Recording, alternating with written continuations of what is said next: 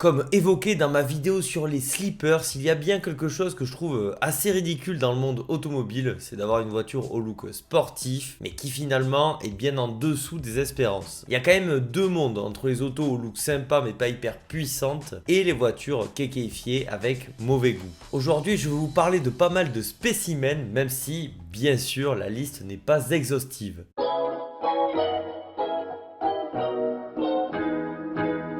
On commence avec une voiture qui a des allures de sportive, il s'agit de la Ford Probe, la version Ford de la Mazda MX-6. Ces deux autos, elles ont un look tout de même assez énervé, on s'attend à un minimum de puissance. Bon, avec 115 chevaux, c'est quand même pas hyper violent, du moins pas autant que ce que laisse suggérer le look assez dynamique de ces deux coupés. Dans la même idée, la Ford Cougar, la remplaçante de la Probe, aura droit à une version de base vraiment pas hyper puissante. À peine 130 chevaux pour ce véhicule qui était quand même aussi assez gaillard, c'est pas la folie. Allez, encore mieux, et toujours chez Ford, avec la Ford Mustang 2 Cobra, sur le papier on a une bombe V8 4 litres 9 de cylindrée pour une puissance folle de, attention, 136 chevaux. Allez, ça va encore parce que ce bolide, c'est une relique commercialisée entre 1975 et 1978. Une dernière américaine, mais clairement on pourra en faire une vidéo complète sur ces véhicules qui en imposent, mais qui finalement n'avancent pas tant que ça. Je vais vous parler de la Pontiac Fiero. J'aime bien son look de petit coupé sportif. Bon, pour le sport, ça sera pas non plus la folie,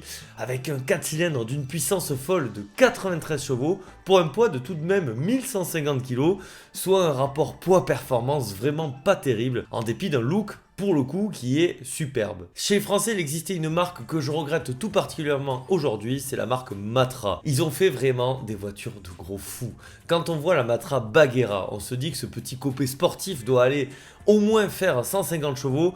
En réalité, par contre, pas du tout. Ici, nous avons une bagatelle de puissance allant de 84 à 90 chevaux. Par contre, ces trois sièges à l'avant, c'est tout simplement génial. Sa remplaçante, la Murena, sera un soupçon plus puissante avec des moteurs allant de 92 à, attention, 142 chevaux. Là, c'était quand même un petit peu mieux. Si on reste du côté des petits constructeurs français, comment ne pas évoquer la marque MPM? Avec la MPM PS 160, nous n'allons pas avoir une berline coupée sportive de 160 chevaux, comme son nom pourrait le laisser présager, mais d'à peine 100 chevaux. Cette auto assez improbable, ça fait longtemps que j'ai envie de vous en parler, donc n'hésitez pas, si jamais vous en avez une, ça serait avec joie que je l'essaierai. En voiture récente, il y a énormément d'autos qui ont des appendices qui laissent suggérer de la sportivité, alors qu'en réalité, il ne se passe pas grand chose. Je pense à la BMW 114D ou encore une 116D Pack M, c'est vraiment l'archétype des voitures de kéké par excellence que je n'apprécie pas trop. Et malheureusement, BM n'est pas du tout le seul dans cette catégorie. Je pense même à Renault qui, par exemple, avec sa Renault Clio 5 Esprit Alpine, nous laisse suggérer une voiture assez sportive, alors qu'en réalité, c'est clairement pas terrible pour rester sympa. Mais si je dois décerner la palme de la voiture actuelle qui en fait des caisses,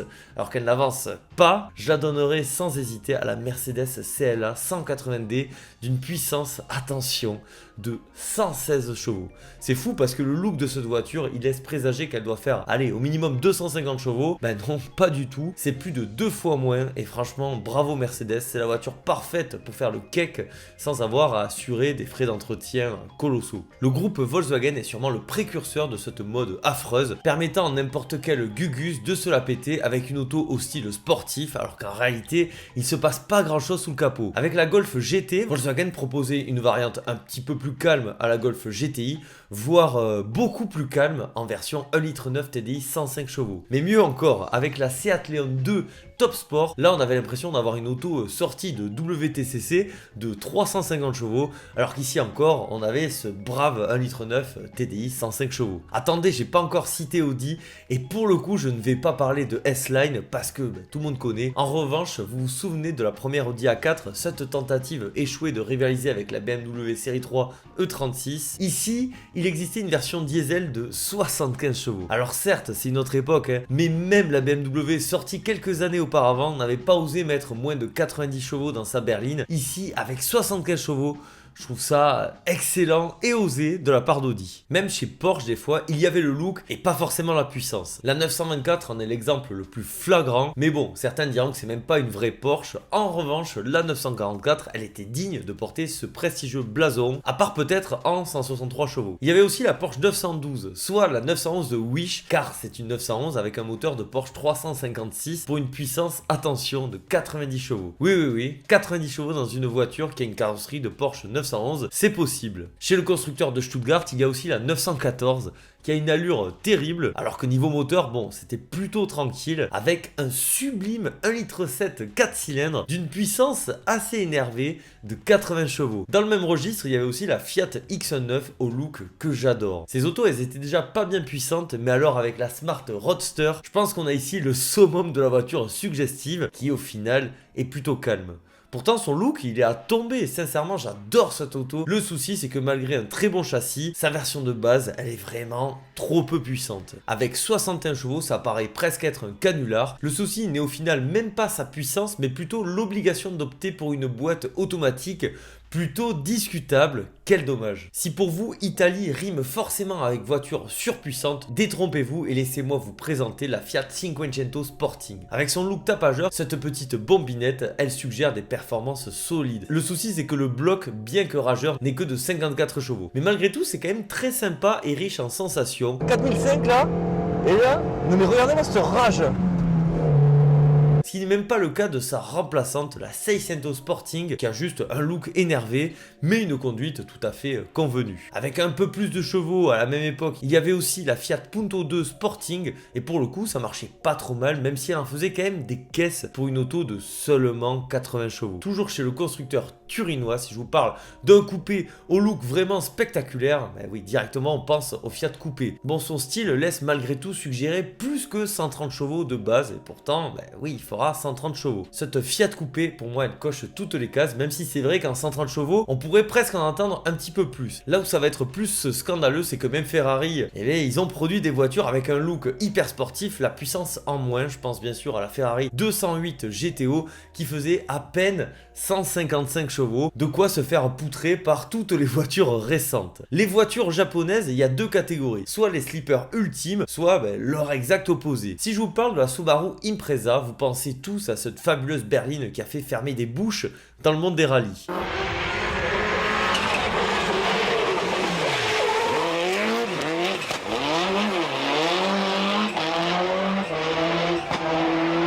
En revanche, on oublie qu'elle a existé aussi en version 1,6 litre GLI de 90 chevaux. C'était l'outil parfait pour s'exgérer la puissance, alors qu'au final, bon, rien de foufou forcément. Chez Toyota, dans le même registre, je pense à la Celica 1,8 litre de 115 chevaux. Si je dis même registre, c'est que cette auto a aussi bénéficié d'une carrière assez remarquable en rallye.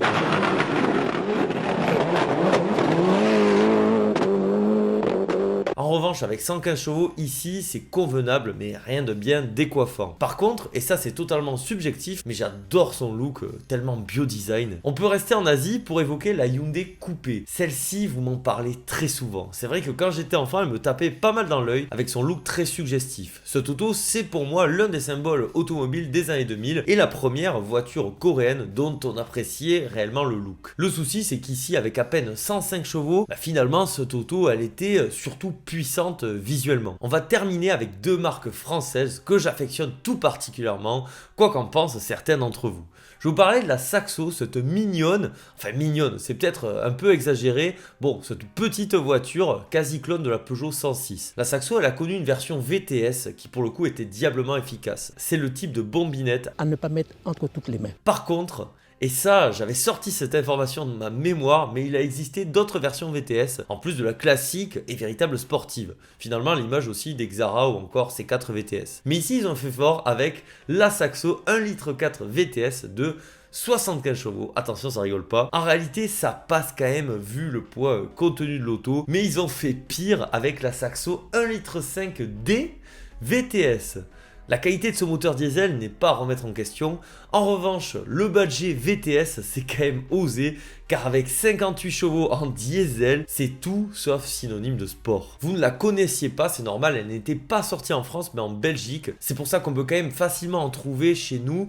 Et c'est quand même une sacrée curiosité, je trouve. L'autre véhicule dont j'avais envie de vous parler, c'est la Peugeot 206 GT. Déjà, c'est quoi ce truc? Avec sa tronche de ramasse-crotte digne des tunings les plus douteux des années 2000, on est en droit de se poser des questions quant à ses réelles prestations dynamiques. En fait, ces pare-chocs extrêmes sont ceux qu'on retrouvera sur la vraie 206 dédiée au rallye. Le souci, c'est qu'ici, on a droit à seulement 137 chevaux, c'est-à-dire le bloc de la 206 S16. Même si sa fiche technique est dans l'absolu plus que correcte, le souci, c'est que cette voiture a pour rival principal la 206 S16 justement, qui fait la même puissance mais qui est supérieure en tout point niveau performance. En fait, on retiendra cette pauvre 206 GT surtout pour son look plus que discutable, mais je suis certain que son côté clivant peut plaire à certains d'entre vous. Comme vous avez pu le constater, il existe pas mal d'anti-slippers, mais moi j'ai deux questions pour vous. Quel véhicule de cette sélection gagne la palme de la voiture qui en fait des caisses pour rien? Selon moi, je vous l'ai dit, mais la CLA 180D